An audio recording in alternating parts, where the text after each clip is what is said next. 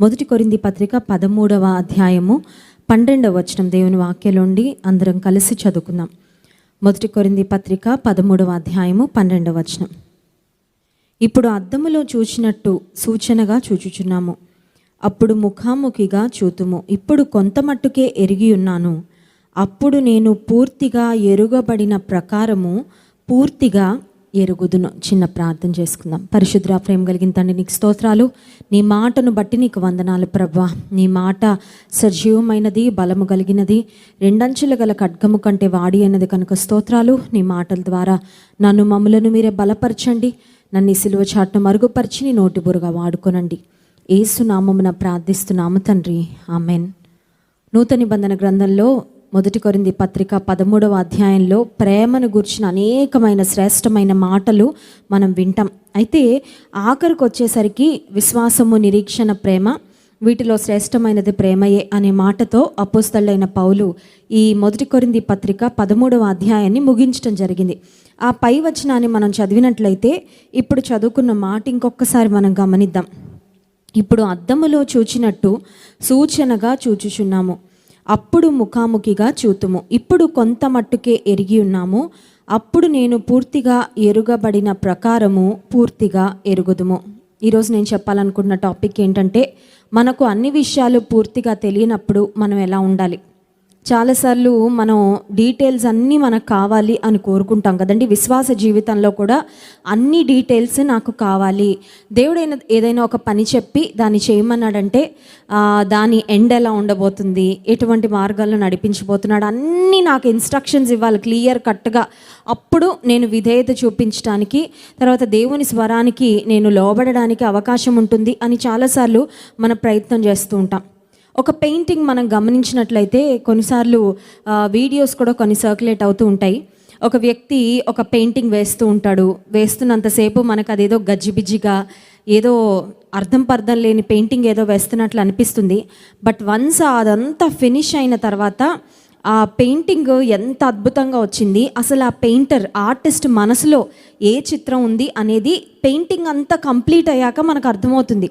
అదే కనుక పెయింటింగ్ మధ్యలో మిడ్వేలో మనం వచ్చేసి ఏంటి తనకి పెయింటింగ్ వేయడం రాదు, ఏదో పెద్ద పెయింటర్ అని చెప్పారు, ఆర్టిస్ట్ అని చెప్పారు, అసలు ఈ పెయింటింగ్ ఏం బాగలేదు అని మనం ఇష్టానుసారంగా మాట్లాడితే అది మన అజ్ఞానానికి సూచన తప్ప ఆ వ్యక్తిలో ఉన్న నైపుణ్యతకు మనం మరి పేరు పెట్టడానికి అవకాశం లేదు. చూడండి, ఫర్ ఎగ్జాంపుల్ మనం ఏదైనా ఒక డిష్ కుక్ చేసుకుంటున్నాం అనుకోండి, ఒక వంటకం ఏదైనా వండుతున్నాం. కొన్నిసార్లు పిల్లలకు ఆకలేస్తున్నప్పుడు మధ్యలోనే వచ్చేస్తారు, అమ్మ నాకు ఆకలేస్తుంది, నాకు తినాలనిపిస్తుంది అంటే వంటకం ఇంకా పూర్తి అవ్వకుండా, అంటే మేబీ అది కంప్లీట్గా ఉడకకుండా, కంప్లీట్గా వేయాల్సిన ఇంగ్రీడియంట్స్ అన్నీ వేయకుండా కుకింగ్లో పిల్లలు అడుగుతున్నారు కదా అని మధ్యలో ఒక 2 ముక్కలో లేకపోతే ఒక చిన్న పోర్షన్ ఆఫ్ దట్ మీల్ తల్లి కనుక తీసి బిడ్డలకి ఇచ్చిందంటే వాళ్ళు ఖచ్చితంగా వామిటింగ్ చేసుకుంటారు. లేకపోతే వాళ్ళు అంటారు, మాకు నచ్చట్లేదు, నువ్వు ఇలాంటిదా వండుతుంది, ఇలాంటి కూర వండుతున్నావా, ఇలాంటి బిర్యానీ వండుతున్నావా అని ఖచ్చితంగా వాళ్ళు డిస్సాటిస్ఫాక్షన్ ఫీల్ చేస్తారు. ఏదైనా సరే ఒక పని, ఒక పెయింటింగ్ అయినా, ఒక కుకింగ్ అయినా, ఏదైనా ఒక కార్యమైనా అది ముగింపుకు వచ్చిన తర్వాత, ఒక ఫినిష్డ్ ప్రోడక్ట్ అయిన తర్వాత మనం అర్థం చేసుకోగలం అసలు అది దాన్ని చేస్తున్న వ్యక్తి మనసులో ఏముంది. అది కంప్లీట్ అయిన తర్వాతే పరిపూర్ణత వస్తుంది. విశ్వాస జీవితంలో కూడా మన జీవితం పరిపూర్ణం అవ్వాలంటే దేవుని చేతిలో మన జీవితం ఉంది కనుక he knows what is the end. చాలాసార్లు మన జీవితంలో మనం ప్రయాణం చేస్తున్నప్పుడు ఒక మిడ్వేలో మనం ఉన్నప్పుడు, అంటే ప్రయాణ మార్గంలో సగం దూరంలో ఉన్నప్పుడు మనకు అర్థమవుదు ఎక్కడికి తీసుకెళ్తున్నాడండి దేవుడు, నీకు తెలియకపోవచ్చు, బట్ ఆయనకు తెలుసు ఎటు నడిపించబోతున్నాడండి, ఇంకెంతకాలం అండి ఈ ప్రయాణం, ఇంకెంతకాలం అండి ఈ వెయిటింగ్, ఎండింగ్లో నాకు ప్రతిఫలం ఉండబోతుందా, దేవుడిచ్చే బహుమానం ఎలా ఉంటుంది, దేవుడిచ్చే ఆశీర్వాదం ఎలా ఉంటుందని కొన్నిసార్లు మనం ఇంపేషెంట్ అవుతుంటాము, తర్వాత క్యూరియస్ అవుతూ ఉంటాము. కొన్నిసార్లు మధ్యలో అనిపిస్తుంది ఎండ్ ప్రోడక్ట్ లేకపోతే దేవుడు తీసుకువెళ్ళే డెస్టినేషన్ ఎలా ఉంటుందో తెలియదు కాబట్టి నేను నా ఇష్టానుసారమైన దారిలో వెళ్ళిపోతానులేండి అని పూర్తిగా ఎరుగని స్థితిలో ఉన్నప్పుడు మనలో కొన్ని భావాలు వస్తూ ఉంటాయి. కానీ దేవాది దేవునికి ఉన్న పేర్లలో ఒక పేరు ప్రకటన గ్రంథ ధ్యానాల్లో కూడా దైవజనులు చెప్పడం జరిగింది. నేను అల్ఫాను ఒమేగాను అని దేవుడు తాను గురించి చెప్పుకున్నాడు. ఆల్ఫా అండ్ ఒమేగా అనేవి గ్రీక్ ఆల్ఫబెట్స్లో first and last letter of the Greek alphabets. So దేవుడు తను తాను ఆల్ఫా ఒమేగా అని చెప్పుకున్నాడంటే సమస్తానికి ఆది ఆయనే, సమస్తానికి అంతం ఆయనే. ఇంకొక మాట, మనకి మనం ఆ మాటను అన్వయించుకుంటే, పర్సనలైజ్ చేసుకుంటే, నా జీవితం యొక్క ప్రారంభం ఏంటో దేవునికి బాగా తెలుసు. నా జీవితం యొక్క ముగింపు, ఎట్ ది ఎండ్ నా లైఫ్ ఎలా ఉండబోతుందో అన్నీ కూడా దేవునికి బాగా తెలుసు. So he has a four knowledge of everything. మనకి చూడండి, గతం తెలుస్తుంది, వర్తమానం తెలుస్తుంది, కానీ భవిష్యత్తు మనకు తెలియదు. రేపు ఎలా ఉండబోతుంది మేబీ గెస్ చేయగలం, కానీ ఎగ్జాక్ట్గా రేపు ఎలా ఉండబోతుంది ఎవరు చెప్పలేరు. ఒక వ్యక్తి యొక్క జీవితం, లేకపోతే ఒక వ్యక్తి యొక్క జీవిత చివరి రోజులు ఎలా ఉంటాయి, లేకపోతే ఒక వ్యక్తి జీవితం ముగిసేసరికి ఆ వ్యక్తి ఎటువంటి స్థానానికి వెళ్తాడు, లేకపోతే ఎటువంటి విధానంలో అతను తన జీవితాన్ని ముగిస్తాడు, ఎంత ఉన్నతమైన స్థితికి వెళ్తాడు, అవేవి ఎవరు కూడా గెస్ చేయలేరు. కానీ నీ జీవితం యొక్క ప్రారంభం తల్లి గర్భంలో పిండంగా రూపించబడిన సమయంలో మనకుండదు ఆ నాలెడ్జ్. ఈవెన్ మనం పుట్టిన మూమెంట్స్ కూడా మనకి ఎవరికి గుర్తుండవు కదండి. తల్లిదండ్రులు చెప్తే నువ్వు ఈ టైంకి పుట్టావు, ఇలా ఏడ్చావు, ఇలా నవ్వావు, లేకపోతే ఇలా చూసావని తల్లిదండ్రులు చెప్తే తప్ప మనం అసలు ఈ లోకంలో పుట్టిన సమయం, ఆ క్షణాలు మనకి ఎవరికి జ్ఞాపకం లేవు. ఈ రోజుల్లో అంటే పిల్లలు పుట్టగానే వీడియోస్ తీసి అవన్నీ ఆ మూమెంట్స్ అన్ని క్యాప్చర్ చేసి పెడుతున్నాం కాబట్టి పిల్లలు పెరిగి పెద్ద అవుతున్నప్పుడు వాళ్ళు చూసుకొని, ఓహో నేను పుట్టినప్పుడు ఇలా ఉన్నాను అనమాట, ఇలా నవ్వాను, ఇలా ఏడ్చానని చూసుకోగలుగుతున్నారు. కానీ అంతకుముందు 80s, 70s అలా పుట్టిన వారికి నిజంగా వారు పుట్టినప్పుడు ఇప్పుడులాగా సెల్ ఫోన్స్ ఇవన్నీ క్యాప్చర్ చేయడానికి అవకాశం కూడా లేదు. సో మనం పుట్టిన సమయం పుట్టిన వారికి అంత అనుభవం, అంత జ్ఞానం కూడా ఉండదు. అట్ ద సేమ్ టైం తల్లి గర్భంలో మనం పిండంగా రూపించబడినప్పుడు కూడా మనకి తెలియదు అసలు పుడుతుంది అని, ఆ పిండానికి కూడా తెలియదు. కానీ పుట్టి జ్ఞానం పెరుగుతున్న కొద్దీ, అవగాహన వస్తున్న కొద్దీ, ఓకే నేను ఒక మనిషిని, నేను ఇంట్లో పుట్టాను అని ఒక్కొక్క విషయం గురించిన అవగాహన మనకు వస్తుంటుంది. అట్ ద సేమ్ టైం పుట్టుకను గురించి మనకు పూర్తి అవగాహన లేదు. ఆ తర్వాత మన డెస్టినేషన్, మన యొక్క గమ్యము, మన యొక్క అంతిమ స్థానము, లేకపోతే మనం ఎటువంటి మార్గంలో వెళ్ళబోతున్నాం, what awaits us, what is ahead of us, మన ముందు ఏముందో అది కూడా సంపూర్ణంగా మనకి తెలీదు. We can wish, we can hope, ఆశపడచ్చు, నిరీక్షించవచ్చు, కానీ ఎగ్జాక్ట్గా ఒక వ్యక్తి ఏ మార్గంలో వెళ్తాడు, ఏ మార్గంలో ప్రయాణం చేస్తాడు, అతని జీవితంలో ఏ ఘట్టాలు అతను ఎదుర్కోవాలి, లేకపోతే ఏ సమయాలు ఎలా ఉండబోతున్నాయి అనేది ఎవరికీ తెలీదు. అయితే దేవుడు ఆల్ఫా ఒమేగా అయినవాడు కనుక ఆయనకు అన్నీ తెలుసు, ఆయన అందరినీ ఎరిగినవాడు అనే మాట కూడా వాక్యంలో మనం గమనిస్తాం. సో అందరినీ ఎరిగినవాడు, మనలను ఎరిగినవాడు, మన ప్రారంభం మనకి తెలియకపోయినా ఆయనకు తెలుసు, మన యొక్క ముగింపు, మన యొక్క గమ్యం కూడా ఆయనకు బాగా తెలుసు. అయితే పూర్తిగా పరిస్థితులన్నీ ఎరుగని సమయంలో మనలో రెండు విషయాలు వస్తూ ఉంటాయండి. ఒకటి, వీ కీప్ గెస్సింగ్, ఇలా అవుతుందేమో, అలా అవుతుందేమో అని వీ జస్ట్ కీప్ గెస్సింగ్. రెండవది ఏంటంటే వీ ఫీల్ సస్పెన్స్, అమ్మో ఏం అవుతుందో, ఐ వాంట్ టు నో. చాలాసార్లు దేవుడు కొన్ని విషయాలు సస్పెన్స్గానే పెట్టేస్తారు, అవి జరిగే వరకు నీకు తెలీదు. He keeps some things as a suspense. అంటే జనరల్గా చెప్తారు ఏమనంటే, దేవుని ప్రేమించి వారికి మేలు కలుగుటకై సమస్తము సమకూడి జరుగునని. బట్ అది ఎలా సమకూడుతుంది, ఎలా జరుగుతుంది, ఏం జరుగుతుంది నీ జీవితంలో అనేది అన్నిసార్లు దేవుడు అన్ని డీటెయిల్స్ మనకి ఇవ్వరు. అలాంటి సమయంలో మరి ఎలా బ్రతకాలండి? ఇందాక అపోస్తలుడైన పౌలు 1 కొరింథీ పత్రిక 13వ అధ్యాయం 12వ వచనంలో, ఇప్పుడు మేము అన్నీ ఎరుగము కానీ ఒక సమయం వచ్చేసరికి ఎరుగుదుము అనే మాట అక్కడ వ్రాయడం జరిగింది. సో డీటెయిల్స్ అన్నీ లేనప్పుడు ఎలా బ్రతకాలి ఆధ్యాత్మిక జీవితంలో? నాకు అన్నీ తెలియనప్పుడు, అన్నిటిని గూర్చిన అవగాహన రానప్పుడు, దేవుడు ఎటువంటి మార్గంలో నన్ను నడిపించబోతున్నాడో నాకు తెలియనప్పుడు నేను ఎలా బ్రతకాలండి? నన్ను నడిపించేది ఏంటి అని ఆలోచిస్తే that is when faith comes into picture. అప్పుడు విశ్వాసము అనేది వాడాలన్నమాట.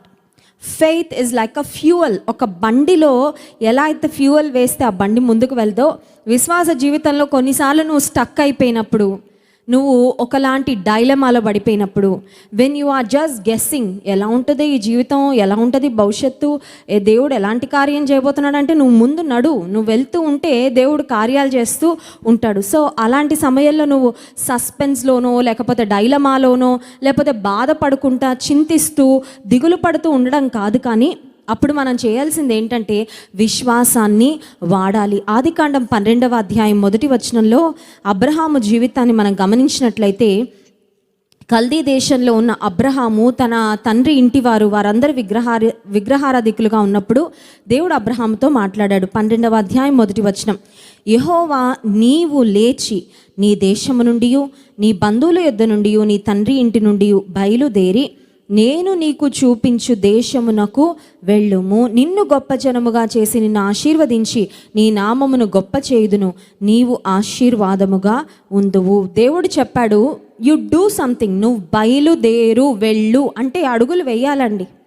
అబ్రహాం అడుగులు వేస్తున్నప్పుడు అబ్రహాంకి రూట్ మ్యాప్ లేదు, అబ్రహాం దగ్గర GPS లేదు, అబ్రహాముని దేవుడు ఎన్ని కిలోమీటర్లు నడిపిస్తాడో తెలీదు, అబ్రహాము ఎన్ని రోజులు, ఎన్ని నెలలు, ఎన్ని సంవత్సరాలు ప్రయాణం చేయాలో తెలీదు, అబ్రహాం వెళ్ళే ప్రదేశం ఎలా ఉండబోతుందో తెలీదు, అబ్రహాం వెళ్ళే ప్రదేశం తనకి, తన భార్యకు, లేకపోతే తనతో ఉన్న పరివారానికి ఫేవరబుల్గా ఉంటుందా, అలవాటు పడగలరా, ఆ కల్చరల్ డీటెయిల్స్కి, లేకపోతే ఆ వాతావరణానికి, ఆ పరిస్థితులకి మేము అడాప్ట్ కాగలమా అంటే అబ్రహాం ఏం ఆలోచించుకోలేదండి. తన బంధువుల నుండి, తండ్రి ఇంటి నుండి, తన కంఫర్ట్ జోన్ను విడిచిపెట్టి he stepped out of comfort zone with faith.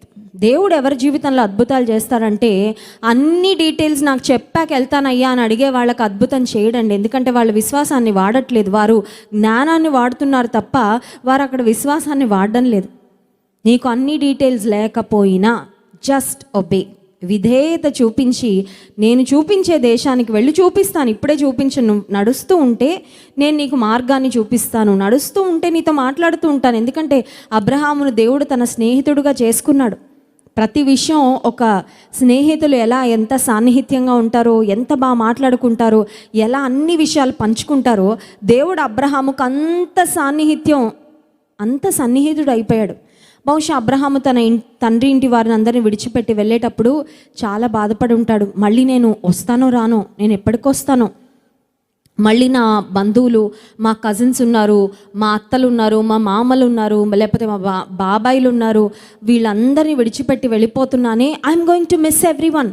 చూడండి, చాలాసార్లు మనం ఒక పాతిల్లు మారాలంటే కూడా కొంతమందికి ఎంత కష్టమో. ఎందుకంటే ఆ పాతింటికి వీళ్ళకి చాలా అటాచ్మెంట్ అయిపోద్ది అనమాట. ఇంకా ఒక సెంటిమెంట్ టైప్, అమ్మో ఈ ఇల్లు వదిలిపెడితే నేను ఇంకెక్కడైనా ఉండగలనా. కొంతమందికి మంచం మారితే కూడా నిద్ర రాదు.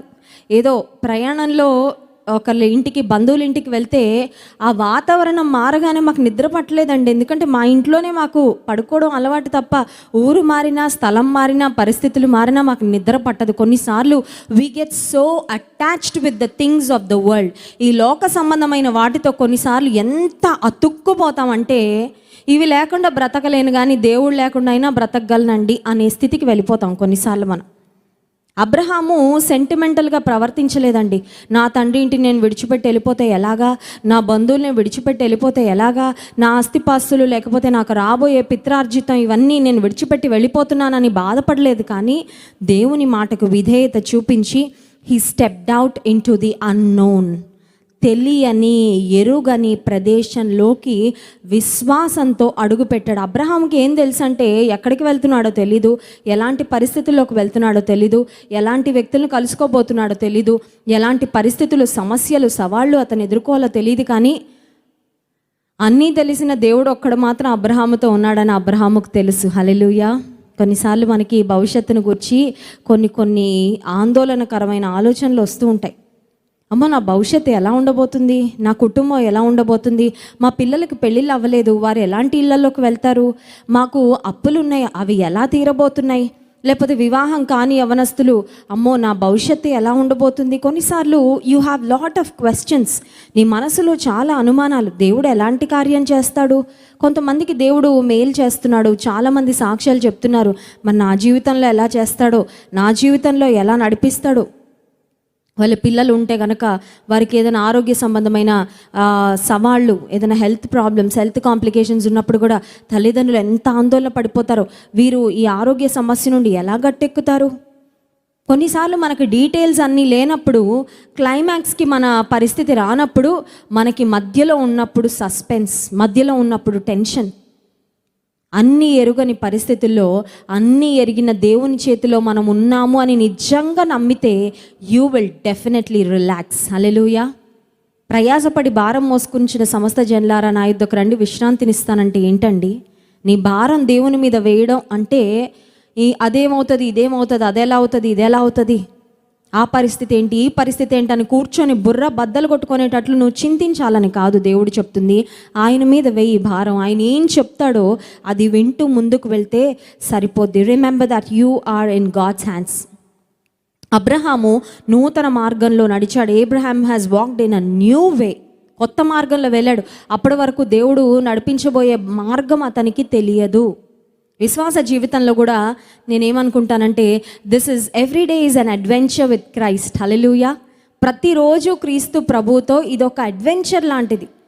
తెలిసిన మార్గంలోనే ప్రతిరోజు వెళ్తాను ఆయన అంటే నీకు దేవుని మీద నమ్మకం లేదనమాట. నువ్వు ఏ మార్గంలో అయినా తీసుకెళ్ళి ప్రభా, ఏ విధానంలో అయినా నడిపించు, ఏదైనా చెప్పు, నేను చేస్తాను, నేను ఉన్నాను.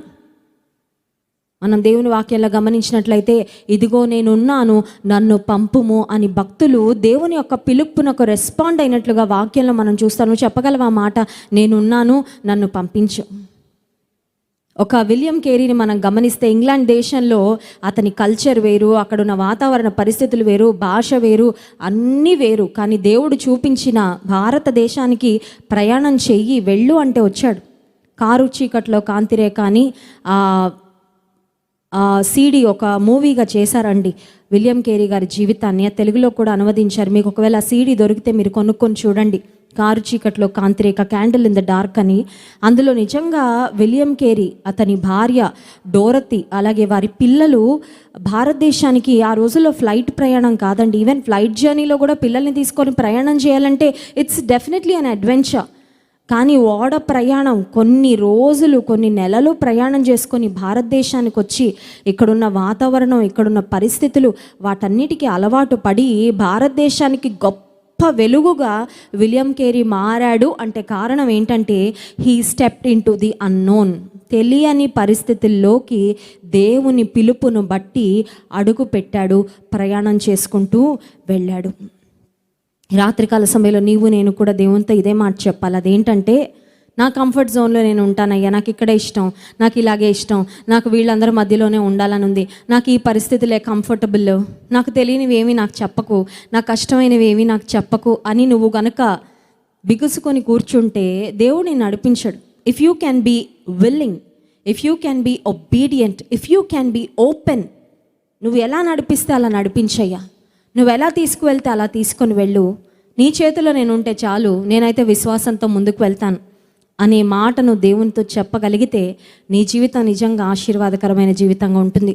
ఒక మాట చదువుకొని ముగించుకుందాం. 119వ కీర్తన 34వ వచనంలో దావీదు భక్తుడు చేసిన ఒక చక్కని ప్రార్థన మనం చూస్తాం. చూడండి, 119వ కీర్తన 34వ వచనం.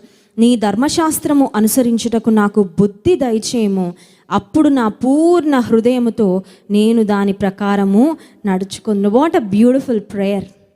నీ ధర్మశాస్త్రమును అనుసరించుటకు బుద్ధి, మంచి ఆ మనసు ఇవ్వయ్యా నాకు. ఎందుకంటే నాకు ఆ బుద్ధి, ఆ మనసు రాకపోతే నేను చేయలేను. చూడండి, కొన్నిసార్లు తల్లిదండ్రులు పిల్లలకు కొన్ని విషయాలు చెప్తుంటే వాళ్ళకి చేయాలని ఇంట్రెస్ట్ లేకపోతే తల్లి 10 సార్లు చెప్పినా, తల్లి ఎంత విసుక్కుంటున్నా, కోపంతో రగిలిపోతున్నా పిల్లలు చేయరు. ఎందుకంటే వాళ్ళకి అది చేయాలనే మనసు లేదు కాబట్టి. ఇక్కడ దావీదు భక్తుడు చేస్తున్నాడు ప్రార్థన, నీ ధర్మశాస్త్రమును అనుసరించి నడుచుకున్నట్లు నాకు బుద్ధిని దయచే. ఆ మనసు నాకు వచ్చేస్తే it won't be difficult for me to follow your law. నీ ధర్మశాస్త్రమును అనుసరించాలనే మనసు వస్తే కష్టంగా అనుసరించను కానీ ఇష్టంగా అనుసరిస్తాను నేను. సో నీ ధర్మశాస్త్రాన్ని నేను ఇష్టంగా అనుసరించడం ద్వారా నా ఆధ్యాత్మిక జీవితంలో నేను ఆనందంగా ముందుకు వెళ్తాను. నీ ధర్మశాస్త్రాన్ని నేను అనుసరించడం ద్వారా నా జీవితంలో ఎన్నో ఆశీర్వాదాలు కూడా నేను పొందుకుంటాను. అప్పుడు నా పూర్ణ హృదయముతో నేను దాని ప్రకారం నడుచుకుంది. So I will do it with all my heart. చూడండి, బైబిల్లో దేవుడు ఎక్కడ హాఫ్ హార్టెడ్నెస్ని ఎంకరేజ్ చేయలేదు. సగం సగం సమర్పణ, సగం సగం స్తుతి, సగం సగం కొన్ని సగం లోకం, సగం దేవుడు. సగం దేవుని స్తుతించే అనుభవాలు, సగమేమో సణుక్కునే అనుభవాలు, ఇటువంటి దేవుడు ఎప్పుడు ఎంకరేజ్ చేయలేదు. పూర్ణ హృదయంతో ఏం చేసినా, దేవుని స్తుతించిన పూర్ణ హృదయంతో, దేవుని ప్రేమించిన పూర్ణ హృదయంతో, దేవునికి ఏమైనా ఇచ్చిన ఉత్సాహంతో, అంటే సంతోషంతో, కంప్లీట్ విల్లింగ్నెస్తో, బలవంతంతోనో లేకపోతే ఇంకేదో మరో ఆలోచనలతో అయితే నువ్వు ఇచ్చినా ఇవ్వకపోయినా ఒకటే, పూర్ణ హృదయంతో చేయాలి. ఇక్కడ దావీదు భక్తుడు అంటున్నాడు, నీ ధర్మశాస్త్రమును అనుసరించినట్లు నాకు బుద్ధి దయచే ప్రభువా, అప్పుడు నేను పూర్ణ హృదయంతో చేస్తాను. ఈ రాత్రి కాల సమయంలో కూడా అడుగుదాం, దేవా నాకు నా హృదయానికి కావలసిన ఆ సమ్మతినివ్వు ప్రభా, నీ ధర్మశాస్త్రాన్ని అనుసరించడానికి, నీ మార్గాలను అనుసరించడానికి. I don't want to feel that obeying you is a burden. కొన్నిసార్లు మన పరిస్థితి ఎలా ఉంటుందో తెలుసా అండి, దేవుని మాట వినాలని తెలుసు, దేవుని మాట వింటే మన క్షేమం అని తెలుసు, కొన్నిసార్లు ఇంకా తప్పదురా బాబు అన్నట్టు బలవంతంగా వింటూ ఉంటాం దేవుని మాట. కానీ దేవుని మాటను మనం ఇష్టపూర్వకంగా, విల్లింగ్గా, కంప్లీట్ విల్లింగ్నెస్తో మనం వినగలిగితే ఆశీర్వాదాన్ని పొందుకుంటాం. అట్టి కృప దేవుడు మనకు అనుగ్రహించునుగాక. ఆమేన్.